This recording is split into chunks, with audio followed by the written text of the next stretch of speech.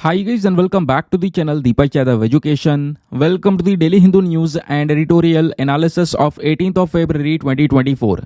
तो गाइज आज है तारीख 18 फरवरी 2024 और है संडे।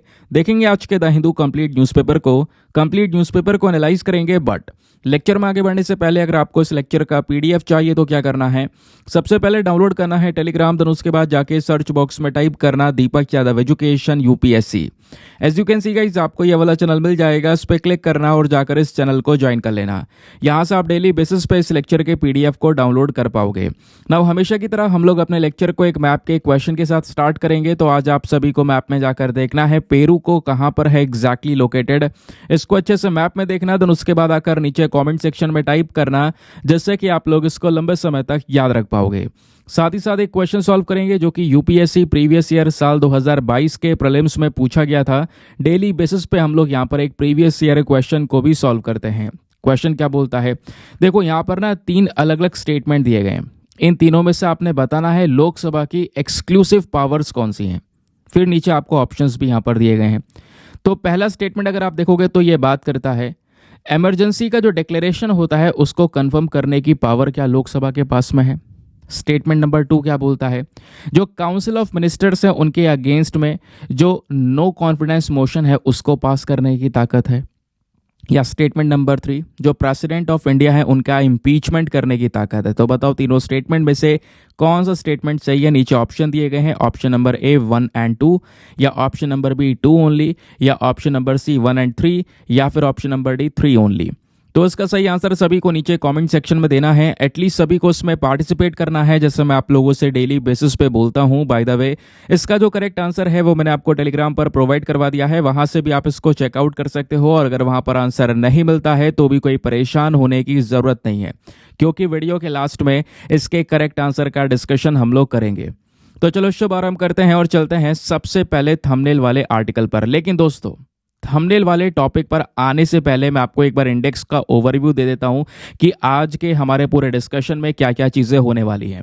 जैसे कल वीडियो मैंने आपको बताया था, द हिंदू न्यूज़पेपर के अंदर पिछले कुछ समय से लगातार जो इंपॉर्टेंट चीज़ें हैं वो बहुत कम आ रही हैं।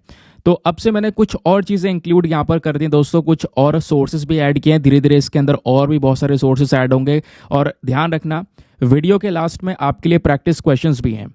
पूरे लेक्चर को फुल कंसंट्रेशन के साथ में सुनना, लास्ट में जो क्वेश्चंस है उनको अटेम्प्ट करना। आप अपनी मेमोरी पावर को चेक कर पाओगे, कंसंट्रेशन लेवल किस स्तर पे चल रहा था पूरे वीडियो में, वो भी आपको देखने को मिलेगा। ठीक है, तो आज के सेशन में सबसे पहले हम बात करेंगे द हिंदू के कुछ इंपॉर्टेंट टॉपिक्स के बारे में। सबसे पहले बात की जा रही है दोस्तों ज्ञानपीठ अवार्ड के बारे में। तो अभी द हिंदू के अंदर और सभी न्यूज़पेपर्स के अंदर इस टॉपिक का डिस्कशन हो रहा है। तो अभी 2 अवार्ड्स यहाँ पर दिए जा रहे हैं। किन किन को दिए जा रहे हैं, क्यों दिए जा रहे हैं, क्या है ये अवार्ड्स, इनका रोल क्या है, प्रीलिम्स में क्वेश्चंस बनने के बहुत सारे चांसेस हैं। सेकंड आर्टिकल में हम डिस्कस करेंगे इंडिया और पेरू। पेरू बेसिकली एक साउथ अमेरिकन कंट्री है। इनके बीच में दोस्तों लगभग 5 साल बाद व्यापार को लेकर जो बातचीत है वो स्टार्ट हो रही है। तो again very very important article. Then उसके बाद में एक और टॉपिक हम यहाँ पर डिस्कस करने वाले हैं, जो CDSCO है, इन्होंने अप्रूवल दे दिया है एक नई मेडिसिन को। और वो दवाई क्या करती है, किडनी फेलियर्स को ट्रीट करने का काम करती है। स्पेशली यहाँ पर जो क्रोनिक किडनी डिजीजेस हैं उनको ट्रीट करने का काम करती है। ये वाला टॉपिक भी हमारे द हिंदू लाइवमेंट सभी जगह पर इसको कवर किया गया है। देन उसके बाद में एक और टॉपिक होने वाला है जहाँ पे हम बात करने वाले हैं जो रिस्टोरेशन है, हमारा पूरा जो इकोसिस्टम है उसके लिए कौन कौन से इनिशिएटिव्स अभी यूनाइटेड नेशन की साइड से उठाए गए हैं। अगेन ये भी एक रेलिवेंट टॉपिक होने वाला है। फिर उसके बाद में हम लोग बात करने वाले हैं कुछ माइग्रेटरी बर्ड्स के बारे में, स्पेशली ऐसी माइग्रेटरी बर्ड्स जो कि रिसेंटली यहाँ पर कह सकते हो कि मरी हुई पाई गई पुलिकट के आसपास। पुलिकट जो झील है हमारी उसकी बात कर रहे हैं। तो रीज़न क्या था, ये कौन सी माइग्रेटरी बर्ड्स थी, पुलिकट लेक के बारे में कुछ स्पेसिफिक चीज़ें हैं वो भी हम लोग यहाँ पर डिस्कस करेंगे। ये डाउन टू अर्थ मैगजीन का एक इंपॉर्टेंट रेलिवेंट आर्टिकल है। फिर जैसा आपको पता है आज संडे है, संडे में हमेशा क्या होता है, हमारा साइंस एंड टेक का पेज आता है। तो उसमें यहाँ पर एक टॉपिक दिया गया है, एक ही सिंपल सा आर्टिकल है जहाँ पे मेंशन किया गया है कि जो कॉफ़ी की वैरायटीज़ हैं हमारे भारत के अंदर अलग अलग राज्यों में उनका टेस्ट अलग क्यों है। थोड़ा सा इसके बारे में भी हम लोग यहाँ पर जानेंगे। फिर एक और रेलिवेंट आर्टिकल आज के द हिंदू न्यूज़पेपर में दोस्तों, एक और बहुत महत्वपूर्ण टॉपिक, इसको बहुत ध्यान से पढ़ना है, बहुत डिटेल से मैं आपको एक्सप्लेन भी करूंगा। ग्रीस के प्रधानमंत्री इंडिया विजिट करने वाले हैं। और ये पहली बार होगा, मैं आपको बता दूं, लगभग 15 साल बाद ऐसा होने वाला है ग्रीक के प्रधानमंत्री इंडिया विजिट करेंगे। और पिछले साल भारत के प्रधानमंत्री भी ग्रीस को विजिट करके आ चुके हैं, वो भी बहुत लंबे अरसे बाद विजिट किए थे। तो इस वजह से ग्रीस और भारत, इनके संबंध तो बहुत इंपॉर्टेंट हो ही चुके हैं एग्जामिनेशन के लिए। तो ओवरऑल आप देख पा रहे होंगे इंडेक्स को देखकर कि वीडियो का रिलेवेंस काफ़ी ज़्यादा है। फिलहाल हम शुरुआत करेंगे अपने थंबनेल वाले टॉपिक के साथ में जो यहाँ पर दिखाया गया है। तो दोस्तों, रिसेंटली मडागास्कर नाम का कंट्री लगातार चर्चाओं में देखने को मिला। इवन मैंने भी आप लोगों से, जो मैं आपको मैप का क्वेश्चन देता हूँ ना डेली बेसिस पे, उसमें मेडागास्कर देखने के लिए बोला था आज से 2 दिन पहले। याद होगा, कई जो लोगों ने देखा होगा उनको पता होगा। तो चाहे वो इंडियन एक्सप्रेस हो, चाहे वो आपका इंडिया टुडे हो, टाइम्स ऑफ इंडिया हो, फर्स्ट पोस्ट हो, सभी जगहों पर दोस्तों इस टॉपिक की चर्चाएं हो रही हैं। चर्चा यह है कि भाई देखो, मेडागास्कर चाइल्ड रेप के खिलाफ में एक प्रॉपर लॉ लेकर आ रहा है। लॉ लेकर आ क्या रहा है, उन्होंने ऑलरेडी यहाँ पर जो ये कानून है वो पास कर दिया अपनी पार्लियामेंट से। ये आप देख पाओगे, Madagascar passes law allowing to stop child rapist. और स्टॉप क्या, बेसिकली यहाँ पे अगर आप देखोगे तो एक बहुत ही ज़्यादा भयानक यहाँ पर सज़ा दी गई है। ये सज़ा ये है कि अगर कोई भी व्यक्ति इस केस में पाया जाता है, ठीक है, अब मैं बार बार ये वर्ड नहीं बोलूंगा क्योंकि अगर ये वर्ड बोलना स्टार्ट कर दिया, लगातार बोलता रहा, तो फिर यूट्यूब वीडियो को रिस्ट्रिक्ट कर देगा। आपको पता होगा यूट्यूब के ऊपर कुछ इनकी गाइडलाइंस वगैरह हैं, ठीक है। तो दोस्तों, इस प्रकार की केसेस को रोकने के लिए मेडागास्कर ने एक सख्त कानून को प्रस्तुत किया अपने देश में। और वो कानून ऐसा है कि अगर कोई भी व्यक्ति ऐसे केस में पकड़ा गया तो सीधा उसको नपुंसक बना दिया जाएगा। बिल्कुल यही यहां पर आपको देखने को मिलेगा, जिसको लेकर इंटरनेट पर एक डिबेट छिड़ गई। और कई सारे लोगों का कहना था कि हाँ बिल्कुल सही है। ये आप आर्टिकल में भी देख पाओगे कि भाई इस लॉ को क्रिटिसिज्म भी हुआ, यानी कि कई सारे लोगों ने इसकी आलोचनाएं की। लेकिन एक तरफ लॉ को भरपूर मात्रा में सपोर्ट मिला कि हाँ इसका यही एक उपाय है अगर हमें रोकना है इस प्रकार के रेप्स को। तो सीधा यहां पर क्या कर दिया जाएगा, कैस्ट्रेट कर दिया जाएगा। कहने का मतलब है जो टेस्टिकल्स है उनको रिमूव कर दिया जाएगा उस व्यक्ति के बॉडी से, जिससे वो आगे ये काम दोबारा कभी नहीं कर सकेगा। तो ये मेडागास्कर दोस्तों लॉ लेकर आ रहा है और इसकी वजह से लगातार बहुत सारे जो डिस्कशंस हैं वो हुए हैं, समझ गए। क्योंकि ये जो केसेस हैं ये लगातार इंक्रीज हुए हैं। इनको रोकने के लिए यहाँ पर एक इम्पॉर्टेंट लॉ है। देखेंगे कुछ समय बाद कि इस लॉ की वजह से क्या असर पड़ा है। उसके बेसिस पर और भी आर्टिकल्स आने वाले समय पर पब्लिश होंगे। कुछ और कंट्रीज फिर कदम लेना स्टार्ट करेंगी, समझ गए। आगे आते हैं। अब थोड़ा सा यहाँ पे मेडागास्कर के बारे में जान लो, क्योंकि ये जो देश है ये 2-3 वजहों की वजह से लगातार यहाँ पर न्यूज़ में आपको देखने को मिलेगा। तो जब बात करते हैं मेडागास्कर की, तो इंडियन ओशन के अंदर यहाँ पर दोस्तों आपको एक कंट्री देखने को मिलेगा। अगर मैं आपको एक लोकेशन दिखाऊं तो ये आपको वर्ल्ड मैप नजर आएगा। ये है इंडिया, इधर यहाँ पे पूरा ये है हमारा अफ्रीकन कॉन्टिनेंट। इसको अगर हम लोग थोड़ा सा जूम करते हैं तो ये जो हिस्सा आपको दिख रहा है ना, ये अलग से ग्रीन कलर का, यही है मेडागास्कर। बेसिकली इस वाले पोर्शन से ये अलग हुआ है। अगर यहाँ पे फिट करना चाहो तो ये फिट हो जाएगा, लेकिन आपको पता है ना वो कॉन्टिनेंटल ड्रिफ्ट थ्योरी के बारे में, टेक्टोनिक प्लेट्स के बारे में। तो बेसिकली यहाँ पर मेडागास्कर अलग हो चुका है। तो मेडागास्कर ये वाला आइलैंड आपको दोस्तों देखने को मिल जाता है, ठीक है। अब इसके बारे में कुछ और स्पेसिफिक चीज़ें आपने पता होनी चाहिए, जैसे कि मेडागास्कर दुनिया में चौथा सबसे बड़ा आइलैंड देखने को मिलेगा, ग्रीनलैंड, न्यू गिनिया और बोर्नियो के बाद में। फिर इसकी बॉर्डरिंग कंट्रीज के बाद में अगर बात करते हैं तो कौन कौन से देश इसके आसपास देखने को मिलते हैं। ईस्टर्न साइड में मॉरिशस और नॉर्थ वेस्ट साइड में मायोते, जो कि बेसिकली फ्रांस का एक आइलैंड है, और दूसरा कोमोरोस नाम का आइलैंड है। और मेडागास्कर की जो खुद की कैपिटल है वो आपको देखने को मिल जाती है एंटानानारिवो, ठीक है। अगर मैं आपको एग्जैक्ट तरीके से और मैप दिखाऊं तो ये आपको नजर आएगा। ये पूरा अफ्रीकन कॉन्टिनेंट है, ये मेडागास्कर है। मेडागास्कर को जूम करके देखें तो कुछ ऐसा दिखेगा। ऊपर जैसे मैंने बोला मायोटे, जो कि फ्रांस की एक टेरिटरी है। बाकी कोमोरोस आइलैंड आपको देखने को मिल जाएगा। उसके अलावा जो मेडागास्कर की कैपिटल है वो आपको यहाँ पर देखने को मिल जाएगी। आसपास यहाँ पे कई सारी और भी कंट्रीज आपको नजर आएंगी। बीच में एक मोजाम्बिक चैनल भी आपको देखने को मिल जाता है, जो कि मोजाम्बिक और मेडागास्कर के बीच में है, ठीक है। और ध्यान रखना जो ट्रॉपिक ऑफ कैप्रिकॉर्न है दोस्तों, वो भी यहाँ से मेडागास्कर से गुजरती है। स्पेशली यहाँ पर एक इसालो नेशनल पार्क है, वहाँ से गुजरती है, ठीक है। तो मेडागास्कर के लोकेशन के बारे में आपको समझ में आया। अब दोस्तों यहीं पर कुछ हाईएस्ट पॉइंट्स भी हैं, यानी कि काफ़ी सारे पहाड़ हैं और पहाड़ में जो एक हाईएस्ट पॉइंट यहाँ पर है वो है अंकारात्रा मासिव। एक मेजर वॉल्केनिक मास आपको देखने को मिलेगा। इस वॉल्केनो की एक बहुत बड़ी, बहुत ऊंची चोटी नजर आती है। ये स्पेशली कहाँ पर है, ये वाला जो डॉट आपको दिख रहा है दोस्तों। ठीक है, ये बात क्लियर हो गई। अब यही मेडागास्कर से बहुत सारी इंपॉर्टेंट नदियां बहती हैं। उन नदियों के यहाँ पर नाम दिए गए, इतना ज़्यादा ध्यान में रखने की ज़रूरत नहीं है। कुछ झीलें हैं यहाँ पर, जैसे झीलों में अगर आप देखोगे तो अलोत्रा, लेक किंगकॉनी, लेक अयोत्री, तो इस प्रकार से कई सारी यहाँ पर झीलें भी प्रेजेंट हैं। ठीक है, नेशनल पार्क की जब बात करेंगे तो इसालो और मसोवाला, ये दो पार्क्स आपको देखने को मिल जाते हैं मेडागास्कर में। और ये जो दोनों के दोनों नेशनल पार्क से दोस्तों, इन नेशनल पार्क में अलग अलग प्रकार के एनिमल्स, बर्ड्स और भी कई सारी जो प्लांट्स की स्पीशीज हैं वो भी पाई जाती हैं। और सबसे इंपॉर्टेंट बात, ये जो आपको बराबर में एक एनिमल दिख रहा है फोटो के अंदर, इसको बोला जाता है लेमुर। क्या बोला जाता है? लेमुर। अब लेमुर जो है वो केवल और केवल मेडागास्कर के अंदर ही पाए जाते हैं। ध्यान रखना, थोड़ा ध्यान रखोगे इस हिसाब से। अगर आप देखोगे इसका जो पूंछ वगैरह है वो ज़ेब्रा की कलर की तरह है, वाइट ब्लैक करके, तो ये लेमुर हैं। ये केवल मेडागास्कर में देखने को मिलते हैं। आगे आते हैं नेक्स्ट आर्टिकल पर। आज के न्यूज़पेपर में एक और आर्टिकल प्रेजेंट है जो कि बहुत इंपॉर्टेंट होने वाला है। यहाँ पे फैक्ट्स बहुत सारे हैं दोस्तों। हुआ क्या है, ज्ञानपीठ अवार्ड दिया जाता है।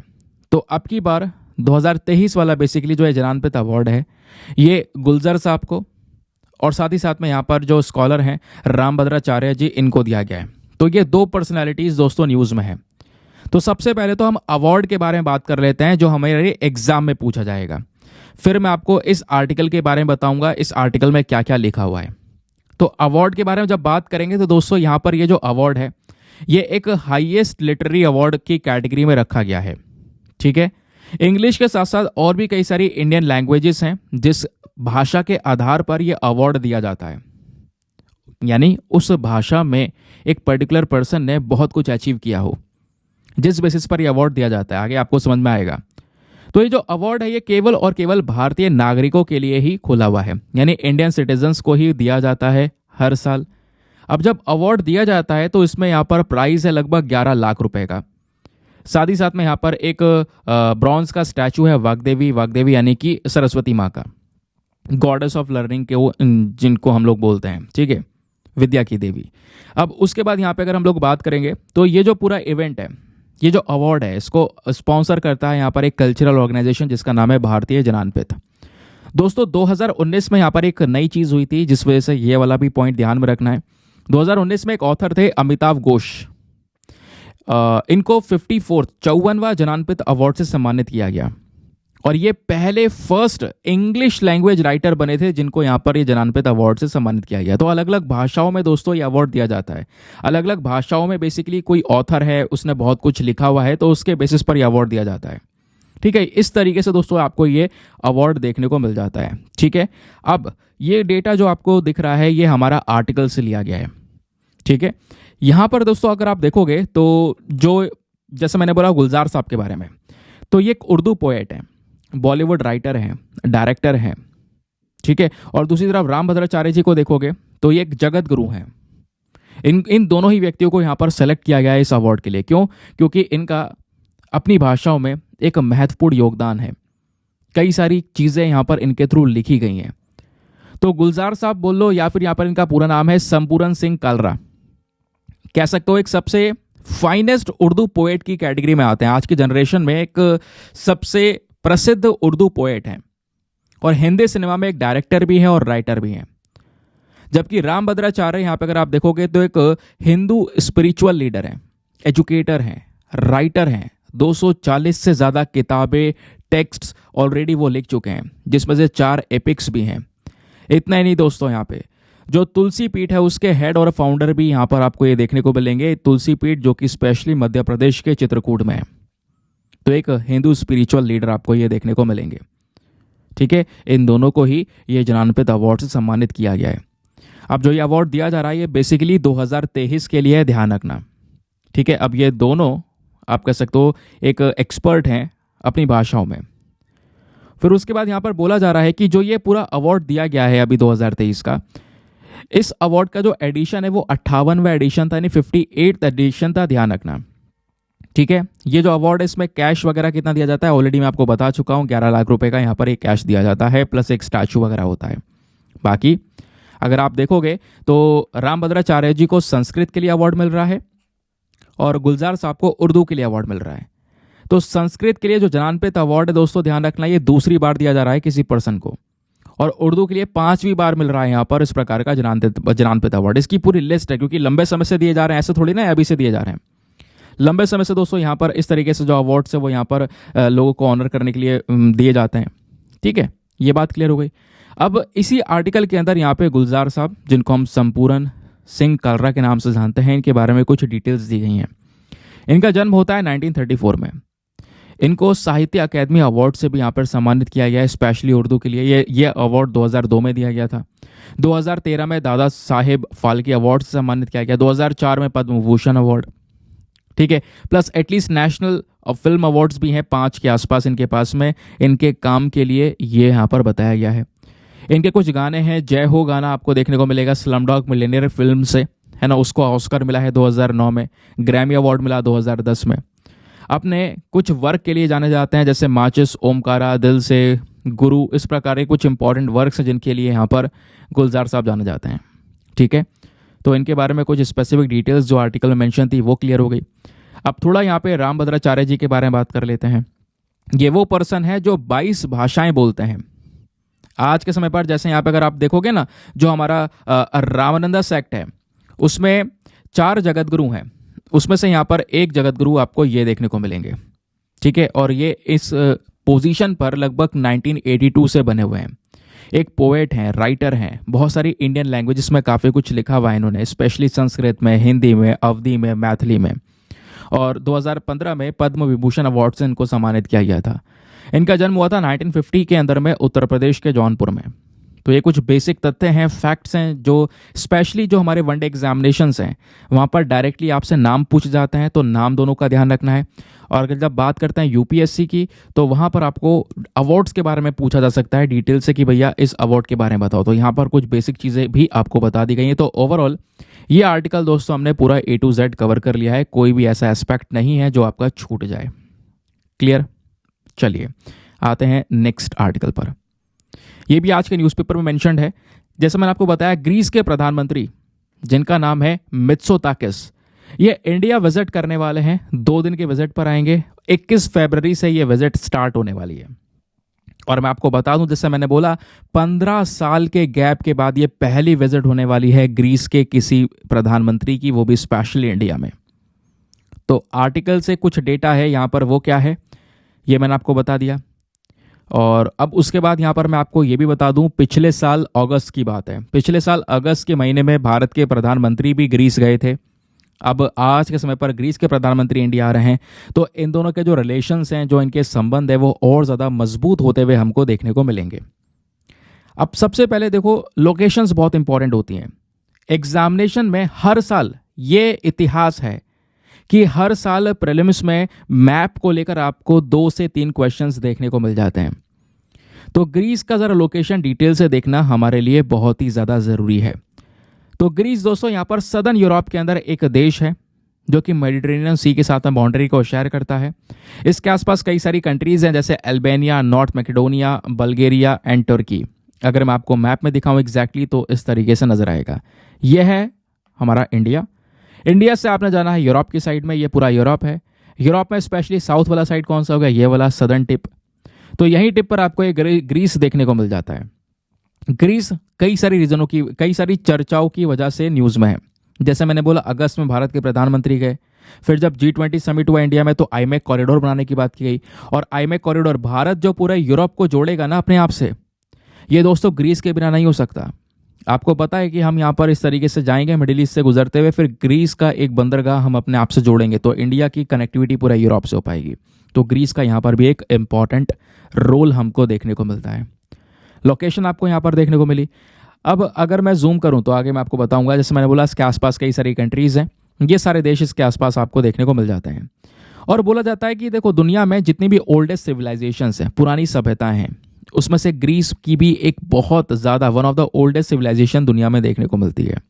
ठीक है, ग्रीस ऐसी जगह है जहाँ पर डेमोक्रेसी का जन्म हुआ। फिलॉसफी, थिएटर, ओलंपिक गेम्स की शुरुआत यहीं से होती है दोस्तों। इतना इंपॉर्टेंट कंट्री है जिसके बारे में हम इतना जानकारी रखते नहीं है। ग्रीस के अंदर जो सरकार है वो पार्लियामेंट्री रिपब्लिक है, पार्लियामेंट वगैरह प्रॉपर देखने को मिलेगा जैसे इंडिया में है। कैपिटल की बात करेंगे तो एथेंस इसकी कैपिटल है। लैंग्वेज की बात करेंगे तो ग्रीक भाषा का यूज करते हैं। करेंसी यूरो यहाँ पर यूज की जाती है। माउंटेन रेंजेस की बात करेंगे तो दोस्तों यहाँ पे पिंडूज एंड टॉरस, ये कुछ इंपॉर्टेंट माउंटेन्स आपको देखने को मिलेंगे। ग्रीस के अंदर में सबसे लंबी नदी है जिसका नाम है हेलियकमन। ठीक है, क्वेश्चन बन सकता है, ध्यान रखना। ग्रीस में जो सबसे ऊंचा माउंटेन आपको देखने को मिलेगा वो है माउंट ओलंपस। ठीक है, ओलंपिक से ध्यान रखना, माउंट ओलंपस। ओलंपिक की शुरुआत ग्रीस में हुई और माउंट ओलंपस भी यहाँ पर क्या है, एक हाईएस्ट माउंटेन जो कि ग्रीस के अंदर प्रेजेंट है। तो ये कुछ याद रखने का हमारा तरीका हो गया। ये आप देख पाओगे, जैसे मैंने बोला था ना, ये हमारा पूरा ग्रीस देखने को मिलेगा यूरोप में, बिल्कुल साउथ वाले पोर्शन पर। इसको जूम करें तो ग्रीस ऐसा दिखता है। इसके ऊपर अल्बानिया, मैकेडोनिया, बल्गेरिया, टर्की, ये सारी कंट्रीज दोस्तों लाइन से आपको देखने को मिल जाती हैं। ठीक है, अब आगे आते हैं। अब जैसे मैंने बोला लास्ट ईयर की कुछ इन्फॉर्मेशन है वो ऑलरेडी हम शेयर कर चुके हैं। हाँ, एक चीज़ और, ग्रीस का अपने आप में एक इंपॉर्टेंट अवार्ड है दोस्तों। वो अवार्ड यहाँ पर हमारे प्रधानमंत्री को भी यहाँ पर ग्रीस ने पिछले साल दिया है। उस अवार्ड का नाम है the grand cross of the order of honour. ठीक है, क्लियर हो गया, आगे आते हैं। अब दोस्तों हमारे एग्जाम के लिए specially GS paper number 2 international relations के पॉइंट ऑफ व्यू से आपसे पूछा जा सकता है कि भारत के जो संबंध है ग्रीस के साथ में वो कैसे हैं। मेंस में पूछा जा सकता है, स्पेशली अगर आपका पास में पॉलिटी, इंटरनेशनल रिलेशंस अगर आप लेकर चल रहे हो तो इंटरव्यू में कई सारे क्वेश्चंस पूछे जा सकते हैं। सिंपल सी बात है। तो पहले अगर हम भारत और ग्रीस के इतिहास की बात करें, इनका इतिहास कैसा रहा है, तो दोस्तों ग्रीस के साथ में जो इंडिया का कॉन्टैक्ट है वो स्टार्ट हुआ था आज से लगभग 2500 साल पहले। जो अलेक्जेंडर द ग्रेट है, ठीक है, इनका कैंपेन आपको देखने को मिलता है 4th सेंचुरी बीसी में, और वो ही कैंपेन सीधा इंडियन सब कॉन्टिनेंट में पहुंचता है। इन दोनों देशों के बीच में एक diplomatic relations, trade, culture relations, ये सभी चीजें आपस में देखने को मिलती हैं। ठीक है, इंडिया और ग्रीस के बीच के संबंध, व्यापार के संबंध, ये सब कुछ अशोकाज एडिक्ट्स में ऑलरेडी मेंशन किए हुए हैं। तो इन दोनों देशों का जो इतिहास है वो ऑलरेडी बहुत पुराना है। फिर उसके बाद में बात आती है गंधारा आर्ट की। तो गंधारा आर्ट जो आज के समय पर भी पाकिस्तान, अफगानिस्तान में भरपूर मात्रा में देखने को मिलती है, ये जो आर्ट है यहाँ पर भी इंडियन और ग्रीक इन्फ्लुएंस आपको देखने को मिलता है। तो इंडिया और ग्रीस लंबे समय से आपको एक कनेक्टेड वे में देखने को मिलता है। फिर बात आती है दोनों देशों के संबंधों की, इनके कमर्शियल रिलेशंस की। तो जो बायलैटरल ट्रेड है इंडिया ग्रीस का 2022-23 के अंदर में वो $2 बिलियन तक पहुंच गया। और दोस्तों ये आर्टिकल धुंधला है बट मैं आपको थोड़ा सा इसके बारे में बता देता हूं। इंडिया और ग्रीस दोनों मिलकर ऑलरेडी अग्री कर चुके हैं, बातचीत कर चुके हैं कि 2030 तक हम आपसी जो व्यापार है उसको डबल करेंगे। ठीक है, तो फॉर एग्जांपल जैसे यहाँ पर लास्ट ईयर $2 बिलियन का था, तो हमें यहाँ पर बढ़ाकर डबल करना है इस व्यापार को। अब हम ग्रीस से आखिरकार क्या इंपोर्ट एक्सपोर्ट कर रहे हैं, तो ग्रीस को हम काफ़ी कुछ एक्सपोर्ट करते हैं, जिसमें एल्यूमिनियम है, ऑर्गेनिक केमिकल्स, फिश, ये सारी चीज़ें हम एक्सपोर्ट कर रहे हैं। लेकिन ग्रीस से हम काफ़ी कुछ इंपोर्ट भी करते हैं, mineral fuels, mineral oil, sulphur वगैरह यहाँ पर हम लोग परचेज करते हैं। समझ गए। बाकी 2019 में दोस्तों 84th एक इंटरनेशनल फेयर हुआ था जिसको यहाँ पर ग्रीस ने हेल्ड किया। तो इंडिया ने भी उस समय पर पार्टिसिपेट किया था एज अ ऑनर्ड कंट्री, आपको देखने को मिलेगा। उस फेयर का नाम है थेसालोनिकी फेयर। ये कुछ यहाँ पर बेसिक तथ्य नजर आएंगे। फिर अगर हम इन सब चीज़ों को हटाएं कि भाई हाँ इन दोनों देशों का इतिहास कैसा था, कमर्शियल रिलेशंस कहाँ पर स्टैंड करते हैं, फिर उसके बाद आती है बात पॉलिटिकल रिलेशंस की। इनके डिप्लोमेटिक रिलेशंस कैसे एस्टेब्लिश हुए, सरकारों के बीच में कैसे मेल मिलाप हो पाया। तो दोस्तों दोनों देशों के जो डिप्लोमेटिक रिलेशंस है वो एस्टेब्लिश होना स्टार्ट होते हैं मई 1950 में। तो ग्रीस ने उस समय पर अपनी खुद की जो पहली एम्बेसी है वो इंडिया में यहाँ पर ओपन की, मतलब अपनी पहली नहीं, अपनी एम्बेसी यहाँ पर इंडिया में ओपन की 1950 में। फिर उसके बाद कुछ सालों बाद 1978 में इंडिया ने अपनी एम्बेसी यहाँ पर ग्रीस की कैपिटल एथेंस में ओपन कर दी। अब दोनों की एम्बेसीज एक दूसरे के देश में आ गए। दूसरी बात दोस्तों, यहाँ पर ग्रीस इसलिए भी इंपॉर्टेंट है इंडिया के लिए, जब भी कश्मीर का मैटर आता है तो उसमें ग्रीस इंडिया को सपोर्ट करता है, और जब साइप्रस का मैटर आता है, क्योंकि ऐसे ही मैटर ग्रीस का भी चल रहा है, तो उस समय पर इंडिया ग्रीस को सपोर्ट करता है।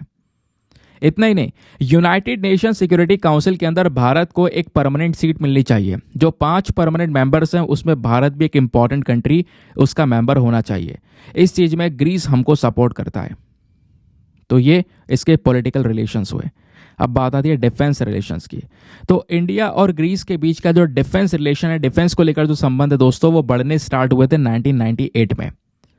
फिर उसके बाद में आपस में इनका जो कॉपरेशन है वो तेजी से इंक्रीज होने लगा।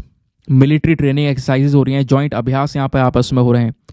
इंडियन एयरफोर्स ने पार्टिसिपेट किया था एक्सरसाइज इनियोकोस 23 के अंदर, जो लास्ट ईयर अभ्यास हुआ था। यहाँ पे ग्रीस का एक महत्वपूर्ण रोल था। कुछ और कंट्रीज भी थी, इंडिया की एयरफोर्स ने भी दोस्तों इसमें पार्टिसिपेट किया था। तो ये हो गया इनके डिफेंस रिलेशंस की बात, ठीक है। तो हर एक एस्पेक्ट मैंने दोस्तों साथ में लेकर चला है। ऐसा ना हो कि भाई ये एक टॉपिक पढ़ लिया आपने इंडिया ग्रीस, फिर उसके बाद कोई इंटरनेशनल रिलेशन की किताब उठाकर पढ़ रहे हो, ये पढ़ रहे हो, वो पढ़ रहे हो। इतना ज़्यादा यहाँ पे आपने दिमाग मारने की ज़रूरत नहीं है। सब कुछ रेडीमेड आपको ये सब नोट्स के फॉर्म में प्रोवाइड करवा दिया गया है इन PDFs में ना। आगे बढ़ने से पहले एक इंपॉर्टेंट इन्फॉर्मेशन, अगर आप लोग हमारे पेड ग्रुप्स को ज्वाइन करना चाहते हो तो आपके पास में एक बढ़िया मौका है इसको ज्वाइन करने का। यहाँ पर आपको डेली बेसिस पे हमारे करंट नोट्स के PDF वगैरह प्रोवाइड करवाए जाते हैं। फॉर एग्जाम्पल, जैसे हमने ये सारे आर्टिकल डिस्कस किए हैं ना, इन आर्टिकल में पीछे का बैकग्राउंड डेटा कितना ज़्यादा रेलिवेंट है, वो सब डेटा अगर आप इस PDF से पढ़ोगे तो ये PDF हैंडल करना काफ़ी मुश्किल हो जाता है। कभी कभी 100 से ऊपर स्लाइड्स हो जाती हैं। तो दोस्तों इस पूरे PDF को, ये जो पूरा क्लास है, इस पूरे क्लास के जो नोट्स हैं उनको कंपाइल करके एक सिंपल से PDF में आपको डेली बेसिस पे प्रोवाइड करवाया जाता है। और वो सारा करंट अफेयर का कंटेंट ऐसा है जिसका आप प्रिंट आउट वगैरह भी निकलवा सकते हो। एक प्रिंटेबल फॉर्म में PDF दिया जाता है, हिंदी इंग्लिश दोनों भाषाओं में है। दूसरी बात दोस्तों, ये सारा का सारा कंटेंट आपको एक ग्रुप में सिक्योर हो जाता है, क्योंकि यहाँ पे हम PDF कलेक्ट करते रहते हैं, स्टोर करते रहते हैं, स्टोरेज के कई सारे इश्यूज होते हैं, तो वो प्रॉब्लम आपको यहाँ पर नहीं देखने को मिलेगी। ग्रुप को ज्वाइन किया मतलब करंट अफेयर की टेंशन खत्म, सारे नोट्स इसमें अवेलेबल है, डेट वाइज पड़ा हुआ है। किसी भी तारीख का PDF ओपन करो, डाउनलोड करो, पढ़ो, डिलीट कर दो, अनलिमिटेड ऑप्शंस आपके पास में। इस ग्रुप को ज्वाइन करने का जो फी पेमेंट है वो भी बहुत मिनिमम है, just 499 for the lifetime access. जब तक आपका सिलेक्शन ना हो जाए तब तक आप 499 में इस ग्रुप को ज्वाइन करके रख सकते हैं। और गारंटी है कुछ दिनों बाद आपका अमाउंट रिकवर हो जाएगा, आपको खुद फील होगा, लेकिन आपको बेनिफिट्स फिर भी मिलते रहेंगे। इस ग्रुप को ज्वाइन करने के लिए क्या करना होगा, व्हाट्सएप पर जाना। यहाँ पर आपको एक नंबर दिया गया है 8534873368। इस नंबर पर मैसेज कर देना कि हाँ I want to join this group. आपको वहाँ पे रिप्लाई मिलेगा, पेमेंट का प्रोसेस दिया जाएगा। और पेमेंट के प्रोसेस से ज़्यादा इंपॉर्टेंट आपको डेमो वीडियो का लिंक दिया जाएगा, ताकि आप चेक कर सको कि भाई आपको किस तरीके से बेनिफिट्स होंगे। अपना आपको पूरी तरह से सेटिस्फाई करने के बाद में जाकर आप अपना ये इन्वेस्टमेंट कर सकते हैं। बात क्लियर हो गई? चलिए आगे आते हैं। अब बात यहाँ पर आती है नेक्स्ट टॉपिक की। अगला एडिटोरियल कह लो या आर्टिकल कह लो, हमारे लाइवमेंट से लिया हुआ है। इंडिया पेरू के बारे में बात कर रहे हैं। तो दोस्तों लगभग 5 साल बाद इंडिया और पेरू दोनों आपस में मिलकर व्यापार को लेकर बातचीत शुरू कर रहे हैं। तो कॉन्टेक्स्ट हमारा यही है कि भाई यहाँ पर दोनों देशों के बीच में व्यापार को लेकर, फ्री ट्रेड एग्रीमेंट को लेकर 6ठा सेशन हो रहा है। और ये कहाँ पे हुआ है? पेरू के अंदर, लीमा में। तो आखिरकार क्या है व्यापार को लेकर, पूरा मैटर मैं आपको समझाता हूँ क्यों यहाँ पर व्यापार को लेकर ये एग्रीमेंट करने की बात कर रहे हैं। तो दोस्तों बातचीत तो बहुत पहले शुरू हो गई थी। सबसे पहला जो नेगोशिएशन इंडिया पेरू के बीच में हुआ था वो 2017 में हुआ था। और फिर अगस्त 2019 तक 5 बार ऑलरेडी डिस्कशंस हो चुके थे। लेकिन फिर कोविड-19 आ गया। कोविड-19 की वजह से कोई बातचीत हो ही नहीं पाई। नाउ अब फाइनली वापस से बातचीत स्टार्ट हो रही है। तो सबसे पहले हम ये जानेंगे कि जो व्यापार को लेकर बातचीत हो रही है, ट्रेड एग्रीमेंट कर रहे हैं, इसका ऑब्जेक्टिव होगा क्या। तो दोस्तों ये जो एग्रीमेंट दोनों देश करने की कोशिश कर रहे हैं, इससे दोनों देश के बीच में जो व्यापार है, बायलैटरल ट्रेड है, इन्वेस्टमेंट है, निवेश है, इसको एक बढ़ोतरी मिलेगी। व्यापार इंक्रीज होगा, सर्विसेज इंक्रीज होंगी, दोनों कंट्रीज को इकोनॉमिकली बहुत सारे फायदे होंगे। जैसे फॉर एग्जाम्पल अभी यहाँ पर ये दोनों देश कई सारी चीज़ें एक्सपोर्ट इंपोर्ट कर रहे हैं, आपस में व्यापार कर रहे हैं, लेकिन उन प्रोडक्ट्स के ऊपर में ड्यूटीज़ वगैरह लग रही हैं, जिसकी वजह से वो प्रोडक्ट महंगे हैं। तो अब क्या होगा, ये फ्री ट्रेड एग्रीमेंट कर दिया जाएगा। इस फ्री ट्रेड एग्रीमेंट में यही तो है कि भाई वो जो ड्यूटीज़ हैं, एक्स्ट्रा चार्जेस हैं, वो सब रोक दिए जाएंगे। यानी ट्रेड करने में, व्यापार करने में जितने भी बैरियर्स और जितने भी रुकावटें हैं उसको ख़त्म कर दिया जाएगा, जिससे व्यापार स्मूथली होगा और तेज़ी से होगा, ज़्यादा होगा। तो दोनों कंट्रीज़ को यहाँ पर बेनिफिट्स पहुँचेंगे। ठीक है, अभी पहले दोस्तों मैं ये सब कुछ बताऊंगा, पहले मैं आपको पेरू का लोकेशन बता देता हूँ, ये भी इंपॉर्टेंट है। आज तो हमने कई सारी प्लेसेस जो हैं वो पढ़ ली हैं, ठीक है, और 2 टॉपिक इंटरनेशनल रिलेशंस के भी कवर किए हैं। चलो बात करते हैं पेरू की। तो ये दोस्तों यहाँ पे पूरा का पूरा साउथ अमेरिकन कॉन्टिनेंट है। यहीं पर ब्राज़ील है, वेनेजुएला है, कोलंबिया है, इक्वाडोर है। जस्ट नीचे आपको यहाँ पर पेरू नजर आएगा और पेरू की कैपिटल है लीमा। पेरू के आसपास कौन कौन से देश हैं? तो नॉर्थ में इसका इक्वाडोर है, ये आप देख पाओगे। उसके अलावा कोलंबिया भी नॉर्थ में ही, ऑब्वियस सी बात है। ईस्टर्न साइड में ब्राज़ील है, साउथ ईस्ट साइड में बोलीविया है। उसके अलावा साउथ में चिली आपको देखने को मिलेगा। और उसके बाद यहाँ पर अगर आप ये वाला पर्टिकुलर रीजन देखोगे तो यहाँ पर पैसिफिक ओशन है। पेरू की जब बात करते हैं दोस्तों, तो पेरू दुनिया में कुछ चीज़ों के लिए बड़ा प्रोड्यूसर माना जाता है। For example lithium. लिथियम वैसे इन सब देशों में बहुत है। अर्जेंटीना, बोलीविया, चिली, ये तीनों देश जिसको हम लिथियम ट्रायंगल बोलते हैं, पता होगा। इन तीनों में तो बहुत सारा लिथियम पाया जाता है। उसके अलावा ऊपर पेरू में भी दोस्तों लिथियम प्रेजेंट है, लेड है, जिंक है, गोल्ड है, कॉपर, सिल्वर, ये सारे की सारी चीज़ें ज़्यादातर यहाँ पे प्रोड्यूस की जाती हैं पेरू में, ठीक है। तो इस वजह से व्यापार करना भी ज़रूरी है, क्योंकि लिथियम वगैरह तो हमें चाहिए होगा। तो व्यापार को लेकर अगर एग्रीमेंट होता है, फ्री ट्रेड एग्रीमेंट, तो इससे दोनों कंट्रीज़ को बड़े बेनिफिट्स होंगे। अच्छा, क्या बेनिफिट्स होंगे जरा ये भी जान लेते हैं। तो इंडिया पेरू के बीच का जो व्यापार को लेकर एग्रीमेंट है, इसका इम्पैक्ट क्या होगा? सबसे पहली चीज आपसे क्वेश्चन बन सकता है, भैया आप बताओ भारत पर क्या पॉजिटिव और क्या नेगेटिव इंपैक्ट पड़ेंगे, फटाफट बताओ। तो पहले बात करते हैं पॉजिटिव इंपैक्ट की। पहला पॉजिटिव इंपैक्ट होगा कि ऑब्वियस सी बात है, व्यापार में छूट मिलेगी तो हमारा एक्सपोर्ट्स जो है वो बढ़ेंगे। फार्मास्यूटिकल व्हीकल जैसी जो चीज़ें हैं वो हम ज़्यादा एक्सपोर्ट कर सकेंगे, ठीक है। दूसरा बेनिफिट क्या होगा, हमें रॉ मटेरियल का एक एक्सेस मिलेगा। कॉपर, गोल्ड, जैसे मैंने बोला यहाँ पे बहुत ज़्यादा प्रोड्यूस किया जाता है, तो वो एक्सेस हमारे पास में आराम से आ सकेगा। हम बहुत सारा इन्वेस्टमेंट कर सकते हैं और जो पेरू के लोग हैं वो उनको अट्रैक्ट कर सकते हैं अपनी साइड में इन्वेस्टमेंट करने के लिए। तो इन्वेस्टमेंट यहाँ पर इंक्रीज होगा और ये सब कुछ होगा, इकोनॉमी बढ़ेगी। तो ऑब्वियस सी बात है, यहाँ पर ज़्यादा व्यापार है, ज़्यादा इन्वेस्टमेंट है, तो ज़्यादा जॉब्स भी क्रिएट होंगी। तो सबसे पहली चीज़ ये इसके पॉजिटिव इंपैक्ट हैं जो इंडिया पर पड़ेंगे इस अग्रीमेंट के।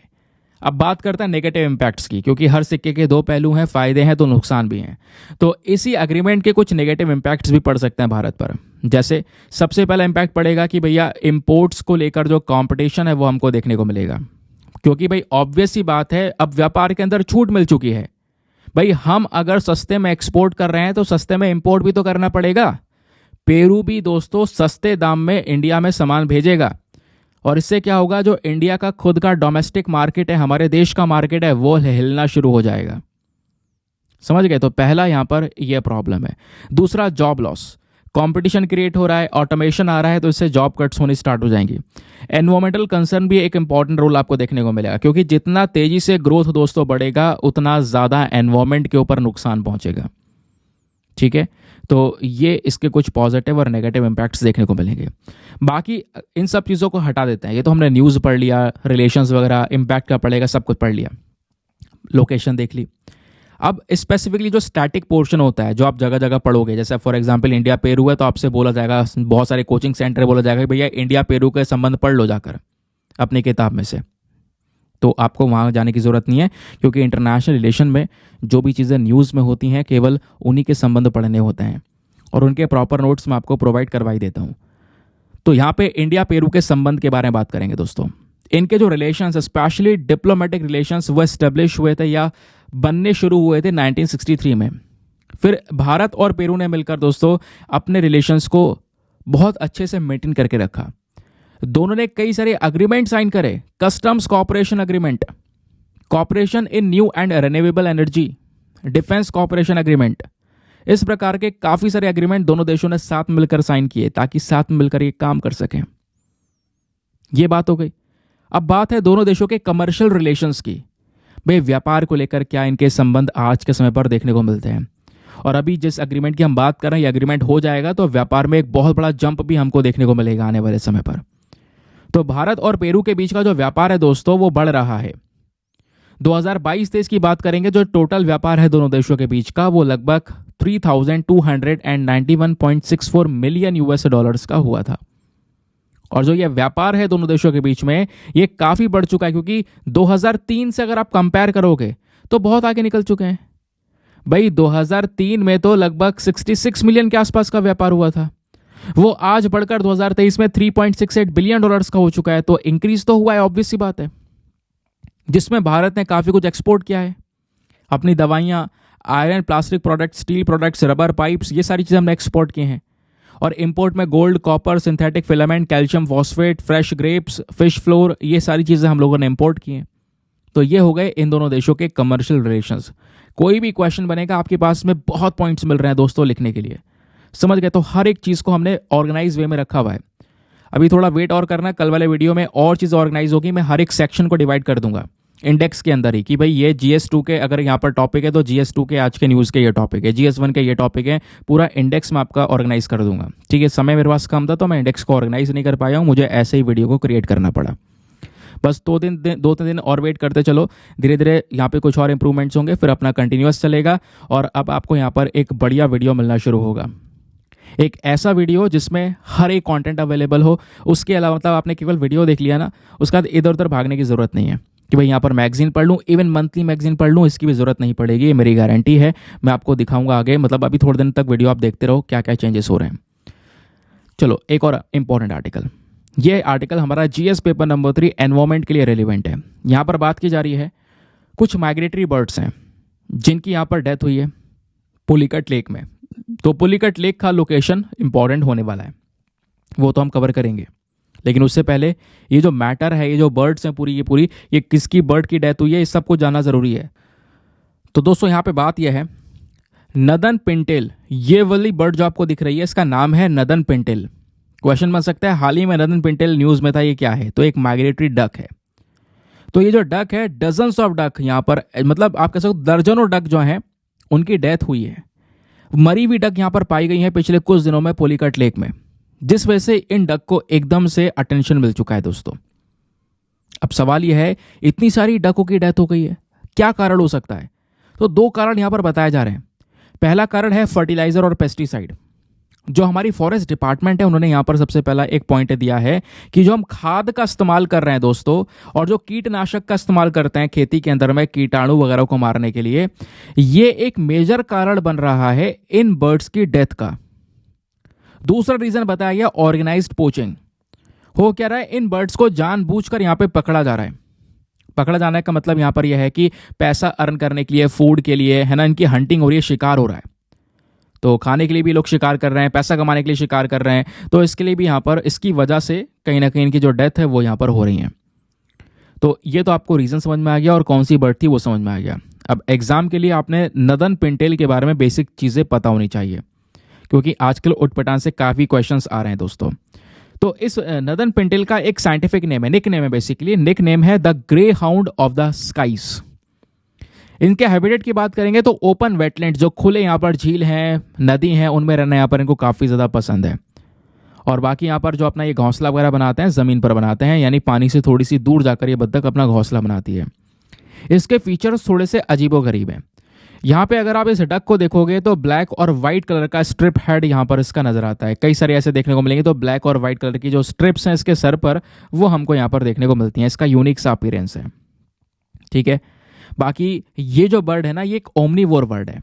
ओमनीवोर का मतलब पेड़ पौधे तो खाती है, साथ ही साथ में जानवरों को खाने का भी काम करती है। और ये वर्ड एक प्लोवर है। अगेन वेरी इंपॉर्टेंट, ये टर्म आपसे डायरेक्टली बन सकता है कि भैया प्लोवर क्या होता है। तो ये प्लोवर भी है, ध्यान रखना। प्लोवर बेसिकली एक वेडिंग बर्ड होती है। कहने का मतलब यह है, प्लोवर वाली बर्ड्स हर जगह पर पाई जाती हैं, मतलब ज्यादातर प्लेसेस पे देखने को मिलती है एंटार्क्टिका को छोड़कर। ये स्पेशली वाटर बर्ड्स होती हैं जो कि शेरिडेने फैमिली से बिलोंग करती हैं। प्लोवर बर्ड्स वो होती हैं जो स्पेशली यहाँ पर नेस्टिंग करती हैं नॉर्थ वाले रीजन में। नॉर्थ में एक माइग्रेटरी बर्ड होती हैं, दूर दूर ट्रैवल करती हैं, ये भी आपने ध्यान में रखना है। झुंड में ट्रैवल करती हैं, झुंड में यहाँ पर अपना खाना वगैरह भी खाती हैं। तो प्लोवर्स क्या होते हैं, क्वेश्चन ध्यान रखना, वाटर बर्ड्स होती हैं प्लोवर्स, ठीक है। तो अब बात कर लेते हैं थोड़ा सा पुलिकट लेक के बारे में, क्योंकि मेन चीज़ तो ये झील ही है ना जहाँ पर इन बर्ड्स की डेड बॉडीज देखने को मिली।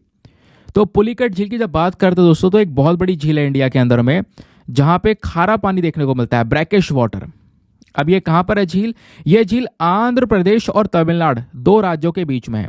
अगर इस मैप को जूम करके देखें तो ये मैप ऊपर आपको देखने को मिल जाएगा आंध्र प्रदेश, और नीचे वाला राज्य है तमिलनाडु। दोनों के बीच में यहाँ पर दोस्तों इस वाले पॉइंट पर ये पुलिकट लेक है। ये देख रहे हो ना, ऊपर आंध्र प्रदेश है, नीचे तमिलनाडु है, बीच में यहाँ पर ये पुलिकट लेक है। थोड़ा हिस्सा पुलिकट लेक का तमिलनाडु में है और एक बड़ा हिस्सा आंध्र प्रदेश के अंदर में है। ठीक है। इस झील के अंदर पानी आता कहाँ से है? कुछ नदियों से है। अरानी नदी है, कालंगी नदी है, फिर उसके बाद में स्वर्णमुखी रिवर है। इन नदियों से इस झील में पानी पहुंचता है। ठीक है, ये बात क्लियर हो गई दोस्तों। बाकी यहाँ पर इस झील को अगर आप देखोगे तो जैसे मैंने बोला, बीच में एक एक कह सकते हो बॉर्डर सा आपको देखने को मिलेगा, जहाँ पे दोनों की दोनों यहाँ पर जो झीलें हैं वो अलग हो जाती हैं। श्री हरिकोटा से बेसिकली यहाँ पर जो दो झील हैं वो बढ़ जाती हैं। ठीक है। बाकी झील का इंपॉर्टेंस की बात करेंगे, और झील को दोस्तों इंटरनेशनल लेवल पर कई सारे रिकग्निशन ऑलरेडी दिए जा चुके हैं। मैं आपको बता दूं, जो ये पुलिकट लेक है, ये हमारा ग्लोबल नेटवर्क जिसका नाम है लिविंग लेक्स, इसका हिस्सा है। उसके अलावा इंडिया की जब बात करते हैं तो ये दूसरी सबसे बड़ी सॉल्टी वाटर एरिया है। सॉल्टी वाटर यानी खारा पानी, नमकीन पानी इसमें पाया जाता है, स्पेशली ईस्टर्न इंडिया में, जहाँ पे बहुत सारे अलग अलग प्रकार के प्लांट्स और एनिमल्स की जो स्पीशीज़ है वो यहाँ पर रह रही हैं। तो पुलिकट लेक का लोकेशन क्या है? ध्यान रखना, दो राज्यों के बीच में है, आंध्र प्रदेश और तमिलनाडु के बीच में आपको ये पुलिकट लेक नज़र आती है। ठीक है। आते हैं अगले न्यूज़ आर्टिकल पर। यह भी रेलिवेंट है, लाइव मिनट में यहाँ पर मेंशन किया गया है। सुमित्रा घोष ने यहाँ पर इस एडिटोरियल को लिखा हुआ है। यहाँ पे बात हो रही है CDSCO के बारे में। तो CDSCO ने दोस्तों एक अप्रूवल दे दिया है जॉर्डाइंस की। अब मेन मैटर क्या मैं आपको बताता हूँ। देखो, जॉर्डाइंस बेसिकली क्या है? एक प्रकार की दवाई है। ये टैबलेट आपको देखने को मिलती है, एक एंटी डायबिटिक टैबलेट है। ये एक ऐसी दवाई है जो कि किडनी के डिजीज को, किडनी की प्रॉब्लम्स को ठीक कर सकती है। अब हुआ क्या, CDSCO ने रिसेंटली यहाँ पर इस दवाई को एक अप्रूवल दे दिया। ठीक है, आप यहाँ पर इस दवाई का यूज़ कर सकते हो, स्पेशली क्रोनिक किडनी डिजीज को ठीक करने के लिए। किडनी की कोई पर्टिकुलर प्रॉब्लम है तो उसको ठीक करने के लिए एंटी डायबिटिक ड्रग दिया जा सकता है। क्योंकि आपको पता है दोस्तों, किडनी फेलियर में एक सबसे इंपॉर्टेंट रोल होता है डायबिटीज़ का, है ना। डायबिटीज़ की वजह से भी जो किडनी फेलियर उसके चांसेस बढ़ जाते हैं। तो पहले तो हम यही जान लेते हैं आखिरकार ये क्रोनिक किडनी डिजीज़ है क्या। इसका मतलब यह है जब हमारी किडनी पूरी तरह से डैमेज हो जाए, और डैमेज होने के बाद में वो ब्लड को फिल्टर भी नहीं कर रही, क्योंकि किडनी का एक मेन फंक्शन है हमारे ब्लड को फिल्टर करना, बट वो ब्लड को फिल्टर ही नहीं कर रही। किडनी वर्क करना बंद कर चुकी है, पूरा शरीर खराब है यार। एट द लास्ट डेथ हो जाती है इंसान की किडनी खराब होने की वजह से। तो उसमें मेन रिस्क फैक्टर क्या है? डायबिटीज़, है ना, शुगर हो जाना इंसान को, हाई ब्लड प्रेशर की वजह से प्रॉब्लम हो सकती है, हार्ट डिजीज की वजह से हो सकता है यहाँ पर ये किडनी फेलियर। और इंडिया में अगर मैं आपको बताऊं तो 33 मिलियन एडल्ट्स ऐसे हैं जो कि इस प्रकार की क्रोनिक किडनी डिजीज के साथ में जी रहे हैं। तो ऐसी ही बीमारी को ठीक करने के लिए इस प्रकार की जो दवाई है, इसको CDSCO ने दोस्तों एक अप्रूवल दे दिया है। अब सवाल यह है कि ये CDSCO एग्जैक्टली है क्या? यह है central drugs standards control organisation. इस पर्टिकुलर बॉडी का मेन काम क्या है? जो हमारे देश में दवाइयां हैं, जो ड्रग्स हैं स्पेशली, है ना, उनको रेगुलेट करना, उनके स्टैंडर्ड्स को मेंटेन करना, उनकी क्वालिटी को यहाँ पर कंट्रोल करके चलना। तो ये जो बॉडी है एक प्रकार की नेशनल लेवल पर काम करती है। इसका मेन काम है दवाई की क्वालिटी को रेगुलेट करना, दवाई की सेफ्टी, दवाई का एफिशिएंसी लेवल क्या है। इसमें केवल दवाई नहीं, इसमें वैक्सीन्स भी हैं, मेडिकल डिवाइसेस भी हैं। इन सब चीज़ों को चेक करने का काम करता है। अगर आपसे क्वेश्चन पूछा जाए क्या ये दवाई को प्रोड्यूस करने का भी काम करता है? नहीं, प्रोडक्शन का काम नहीं है, बस खाली दवाई की क्वालिटी, सेफ्टी, एफिशिएंसी, इन सब चीज़ों को रेगुलेट करना, कंट्रोल करना। और ये जो पर्टिकुलर बॉडी है दोस्तों, उसको यहाँ पर पावर मिलती है अपने एक एक्ट से जिसका नाम है drugs and cosmetic act 1940, and then उसके बाद में एक नया एक्ट है new drugs and clinical trial rules 2019। ये जो पूरी बॉडी है CDSCO, ये कौन से मंत्रालय के अंदर में आती है? तो इसकी नोडल मिनिस्ट्री है ministry of health and family welfare. किसके थ्रू हेड की जाती है? DCGI, that is drugs controller general of India. इसका हेडक्वार्टर न्यू दिल्ली के अंदर में। ये बेसिक हमारे प्रीलिम्स फैक्ट्स हो गए। अब ये जो दवाई है ज़रा इसके बारे में जान लेते हैं कितनी इफेक्टिव है। दवाई काफ़ी सक्सेसफुल मानी जा रही है। क्यों? इससे यहाँ पर जो कार्डियोवैस्कुलर डेथ है वो यहाँ पर कम हो रही है। इससे यहाँ पर वो व्यक्ति, वो एडल्ट जिसको यहाँ पर किडनी में प्रॉब्लम है, उसका जो हॉस्पिटलाइजेशन होता है, क्योंकि अगर प्रॉब्लम है तो सीधा यहाँ पे हॉस्पिटल में चले जाना, एडमिट हो जाना, बट ये दवाई अगर वो ले रहा है तो उसको इतनी ज़्यादा ज़रूरत पड़ती नहीं है। स्पेशली यहाँ पर अगर आप कह सकते हो किडनी डिजीज़ का अंत कर सकती है, तो उसका एफिशिएंसी लेवल अच्छा है, जिस वजह से चर्चा में। क्वेश्चन बन सकता है, जार्डियंस रिसेंटली न्यूज़ में था, ये क्या है? तो एक प्रकार का दवाई है जिसको यूज़ किया जा रहा है स्पेशली किडनी के डिजीज़ को ट्रीट करने के लिए। ठीक है, बात क्लियर हो गई। चलिए आते हैं नेक्स्ट इंपॉर्टेंट आर्टिकल की तरफ। डाउन टू अर्थ मैगजीन से उठाया गया है। यहाँ पर बोला जा रहा है हम अपने जंगल को रीस्टोर करने की बात कर रहे हैं, अपनी नदियों को वापस से रीस्टोर करने की बात कर रहे हैं। इसके लिए यूनाइटेड नेशन ने दोस्तों आगे के लिए कुछ टारगेट सेट करे हैं, जिस वजह से ये न्यूज़ में है। तो पहली चीज़ हम ये जान लेते हैं ये न्यूज़ है क्या, क्या चीज़ें खबरों में चल रही हैं। तो हाल ही में यूनाइटेड नेशन एनवायरमेंट प्रोग्राम के साथ साथ एक और बॉडी है जिसका नाम है फूड एंड एग्रीकल्चर ऑर्गेनाइजेशन, ठीक है, जो यूनाइटेड नेशन की है। तो दोनों यहाँ पर यूनाइटेड नेशन की बॉडीज जो हैं, इन्होंने क्या किया है, 7 अलग अलग इनिशिएटिव उठाए हैं। और वो जो 7 इनिशिएटिव हैं वो हैं वर्ल्ड रिस्टोरेशन फ्लैगशिप्स, यानी दुनिया में हमारे एनवायरमेंट को रिस्टोर करने की बात कर रहे हैं वो 7 इनिशिएटिव। तो उन्हीं 7 इनिशिएटिव के नाम दिए गए हैं बेसिकली, इस वजह से ही वो चर्चाओं में है। इस इनिशिएटिव में क्या कर रहे हैं हम बेसिकली, जैसे कि यहाँ पर पेड़ों की यहाँ पे ज़्यादा कटाई हुई है तो वहाँ पे प्लांटेशन करना है, दोबारा से नदियों को साफ करना, जंगलों में जो आग लग रही है उसको रोकना। तो हम अपने लैंड को रीस्टोर करने की बात कर रहे हैं। तो जो 7 फ्लैगशिप अभी नाम सेट करे गए उनके, उनमें से सबसे पहला है फ्रॉम फायर टू फॉरेस्ट, ठीक है। ये जो इनिशिएटिव है दोस्तों, इसमें लेबनान, मोरक्को, तुनीशिया, तुर्किया, ये सारी कंट्रीज नजर आती हैं जो कि मेडिटेरेनियन सी के आसपास हैं। और इस इनिशिएटिव के तहत एक इंपॉर्टेंट अप्रोच ये है कि हम क्या कर सकें, लगभग 2 मिलियन हेक्टेयर का जो जंगल है दोस्तों, इसको वापस से रीस्टोर कर सकें, और रीस्टोर करने की कोशिश भी कर रहे हैं। बाकी आगे 2030 तक का मेन टारगेट है हमारा। 2030 तक का टारगेट यह है कि लगभग 8 मिलियन हेक्टेयर से ज़्यादा ज़मीन को रीस्टोर करना, वहाँ पे पेड़ पौधे लगाना। तो पहला इनिशिएटिव यह है। फिर एक इनिशिएटिव है लिविंग इंडस। अब ये क्या है, ये जो इनिशिएटिव है दोस्तों, इसको पाकिस्तानी पार्लियामेंट ने अप्रूवल दे दिया था 2022 में। अब क्या है, यहाँ पे अगर आप देखोगे तो इस वाले इनिशिएटिव का मेन मकसद है लगभग 25 मिलियन हेक्टेयर की जो रिवर बेसिन है, जो ये पूरा नदी का स्तर आपको देखने को मिलेगा, ये 2030 तक रीस्टोर करना, वापस से यहाँ पर उसको जीवित करना। समझ गए? तो एक इनिशिएटिव हमारा हो गया ये। फिर तीसरा इनिशिएटिव है यहाँ पर एशियन एंडिना। तो ये खुद एक सोशल मूवमेंट है जो कि पेरू से स्टार्ट हुआ। पेरू में एक ऑर्गेनाइजेशन है, नॉन प्रॉफिट ऑर्गेनाइजेशन है, जिसका नाम है ECOAN। तो इनके थ्रू यहाँ पर स्टार्ट किया गया। और इस इनिशिएटिव का मेन मकसद है कि भाई पेरू के अंदर में 1 मिलियन हेक्टेयर का जो जंगल वाला रीजन है उसको वापस से रिस्टोर करना, उसकी सुरक्षा करना, ठीक है, हमारे जंगलों को बचाना माइनिंग से, हमारे जंगलों के अंदर पेड़ों की कटाई को रोकना। फिर उसके बाद में एक चौथा इनिशिएटिव है, वो है श्रीलंका मैंग्रोव रीजनरेशन इनिशिएटिव। यह भी एक इनिशिएटिव है जिसका मेन मकसद क्या है, हमारे एनवायरमेंट के अंदर में एक नेचुरल बैलेंस बनाए रखना। और 2015 में इस इनिशिएटिव को लॉन्च किया गया। इसका ऑलरेडी मेन टारगेट था कि लगभग जो हमारे मैंग्रोव वाले पेड़ हैं, तो 500 हेक्टेयर के रीजन में उन मैंग्रोव वाले पेड़ों को रीस्टोर करना। बाकी 2030 तक टारगेट है कि भैया 10,000 हेक्टेयर में हमें इन सभी पेड़ों को रीस्टोर करना है, ठीक है। तो एक इनिशिएटिव ये है। फिर अगला इनिशिएटिव है तेराई आर्क लैंडस्केप। यह इनिशिएटिव ऑलरेडी 2001 में लॉन्च किया गया था। इसका मेन फोकस यहाँ पर क्या है, जो हमारे जंगल हैं, स्पेशली तेराई आर्क वाले रीजन, नेपाल के बॉर्डर वाला रीजन की बात कर रहे हैं, उसको वापस से रीस्टोर करना। इसका मेन मकसद 2030 तक लगभग 3,50,000 हेक्टेयर की ज़मीन का जो फॉरेस्ट है, जो जंगल है, उसको रीस्टोर करना। ये जो एरिया है ये यमुना से लेकर बागमती तक पूरी तरह से फैला हुआ है। फिर एक और इनिशिएटिव है, वो है द रेग्रीनिंग अफ्रीका इनिशिएटिव। इस वाले इनिशिएटिव को दोस्तों यहाँ पर अडॉप्ट किया गया था ताकि हम लगभग 3,50,000 हेक्टेयर को लगभग रिस्टोर कर सकें। ये ज़मीन वो है जो इथियोपिया, घाना, कीनिया, माली में, यानी अफ्रीकन कंट्री में देखने को मिलती है। और 2030 तक यहाँ पे 5 बिलियन हेक्टेयर की जो ज़मीन है उसको रिस्टोर करने की प्लानिंग यहाँ पर की गई है।